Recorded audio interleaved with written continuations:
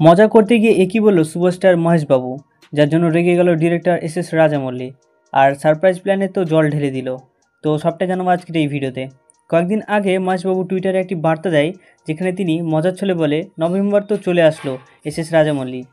এর দ্বারা বোঝাতে চেয়েছেন যে এস রাজামৌলি যে বলেছিল নভেম্বরে মহেশবাবুর সাথে আপকামিং মুভির আপডেট দিবে সেটা। তো এর উত্তরে রাজামৌলি বলে যে হ্যাঁ, তিনি জানাবেন। তো তারপর মহেশবাবু লিখেন যে মহাভারত তৈরিতে তুমি চিরকাল সেরা। প্রথমত নভেম্বরে আমাদের কিছু প্রতিশ্রুতি দিয়েছিলে, দয়া করে তোমার কথা রাখো। এর পরিবর্তিতে রাজামৌলি বলেন যে ধীরে ধীরে প্রকাশ করব। এরপর মহেশবাবু জানিয়ে দেয় প্রিয়াঙ্কা চোপড়ার এই মুভিতে থাকার কথা। এভাবে আরও কথা উঠে আসে, যার দ্বারা জানা গেছে যে এই মুভিতে থাকছে পৃথ্বীরাজ, যিনি কিনা সালারেও ছিল। তো এই সারপ্রাইজ ফাঁস হয়ে যাওয়ার পর রাজামৌলি অনেক রেগে যায়। কিন্তু পার্সোনালি আমার মনে হচ্ছে যে হয়তো এটা ইচ্ছাকৃতভাবে করা হয়েছে, সেটা আমার ব্যক্তিগত মতামত ছিল। তো এই ছিল আজকের video. Thanks for watching this video.